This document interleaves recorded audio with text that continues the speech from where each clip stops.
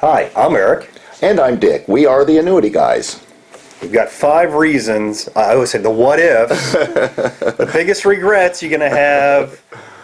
I bought an annuity. All right, I'm talking about annuities and regrets here. So exactly. So well, Eric, a lot of folks are very happy with their annuity. Yeah. But being the annuity guys, we get the calls of, hey, what about this and what about that? And we hear some regrets. Yeah. And, there's some common threads that run between, these regrets. And, a lot of times folks, will not even understand the annuity they've got. And one of the big things is, I'm losing money with my annuity. And why do I still have to pay these high fees?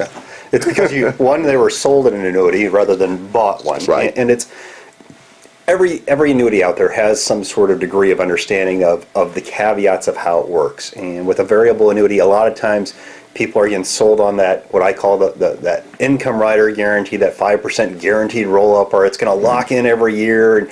And so there's a value to that benefit. But it comes at a cost, and I think that's the biggest challenge is if with a variable annuity, the underlying cash account is going to fluctuate up and down, and you're going to be paying a fee for that protection on usually the income benefit at some point in time. Well, and so exactly what we hear a lot of times is, folks will watch our videos and read our stuff, and then they'll start comparing it to the annuity they bought. And they won't realize actually that they have a variable annuity. So 90% of what we talk about, folks, in our videos are fixed annuities or fixed indexed annuities or immediate annuities. With those type of annuities, there's either no fees or very low fees. And they don't go backwards, to speak of. Especially from any type of market type of risk. So I think that's the key factor, Eric, is just defining what do you have, and there's so much more cost and expense in a variable annuity, whether it's making money or losing money, and they kind of get enticed by that unlimited upside that's sold also. And I think that's usually the challenge. It's when you start to get to that income stage and you start to really do the math on what the underlying performance has to be for that increasing income your advisor told you about, that when you took it out, when you start taking it out, you're going to get probably increases in income as the market does 20 and 30% every year. Yeah, right.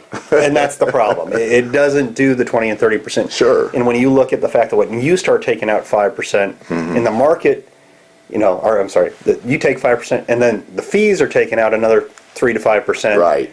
You realize in order for you to get that increasing income option, you have to get consistent performance above an average of 10%. Exactly. Very difficult. Exactly. And the anomaly is that 1 or 2 years where you get those huge 20% gains. And it usually has to be in the first few years. Yeah. And your average, in the market in general, Dalbar studies say the individual gets an average of 3 or 4%. But, if you just look at averages of the S&P or something, and you're looking at, 10-year periods of 8% or whatever, even those are, when you start talking about taking that 5% income and 5% fees, you're going backwards. Yeah. So now you've decided you don't like your variable annuity, so what are you going to do? Now, and this is where we start to look at, what's the penalty for getting out? And that's usually the other thing that people have that regret about is all of a sudden they're in an annuity, they're not sure is the best fit, so can I change? And oftentimes the answer is probably not without paying some sort of surrender or a fee. Exactly. Many times it just doesn't make sense once you've bought an annuity to get out of that annuity early. Now, there can be reasons to do it, but there are not as many reasons as you'd think if you really sit down and analyze what that's going to cost you. So, again, that's part of a planning process to make good sense out of that. And the key really to this, is when you're buying an annuity, is to truly understand that annuity.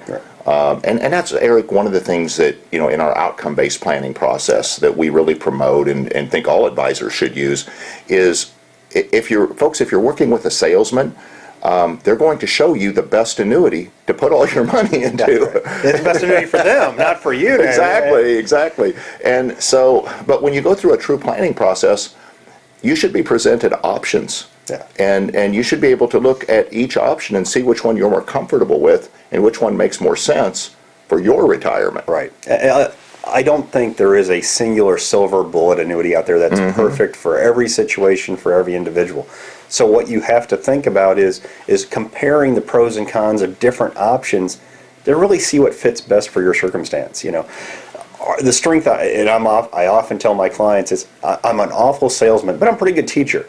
I like spending the time educating somebody on the Right. different functions and the different variables Yes. of each option. I wish I could say, oh, here's the perfect one. Because a lot of times it's a lot easier for people to say, oh, I got the perfect one. Yes. But let's be honest, we're advisors. Our job is to give you the advice and help you narrow down the selections so that you make the best selections. Right. There's really no silver bullet, and that's what most folks are looking for. So it makes it an easy sale if you're a salesman. Here's the one. Yeah, this one will do it. But what really, again, once people start to understand the whole process, outcome-based planning, all of the different things that you can do with annuities, they start to realize, wow, why did I just get one big annuity? I mean, I should have laddered these and maybe use the strengths of various annuities to accomplish much, much more than what I can accomplish with this one annuity, which is very inflexible. Yeah, it's the perfect answer because I get that when I ask, well, what are you thinking you want in an annuity? It's often, I want the highest income and the best growth possible. Well, doesn't everybody want that? Of course they do. And what I try to educate people on is those aren't the same product. Right. If you're looking for income, oftentimes we're going one direction. If you're looking for growth, oftentimes we're going different directions. And so it's really trying to articulate and saying, hey, if you want an annuity for income, here's where we're going to start. How do we get the most income for the least amount of dollars? If you want an annuity for growth, oftentimes we're not even talking about income riders. We're looking at it. And if you're going to try to bundle the two together, usually you're bundling two different products. It's trying to divide and conquer versus trying to jam everything into one that doesn't do either one very well. Well, it just really gets down to optimizing, and this is where good planning comes into play because you look at so many different scenarios that can be successful, and then you compare them to each other. And then someone can make a well-informed, intelligent decision. Eric, the last one we want to talk about here is one that you and I frequently hear, which makes us feel good. And that's at the end of a long planning process.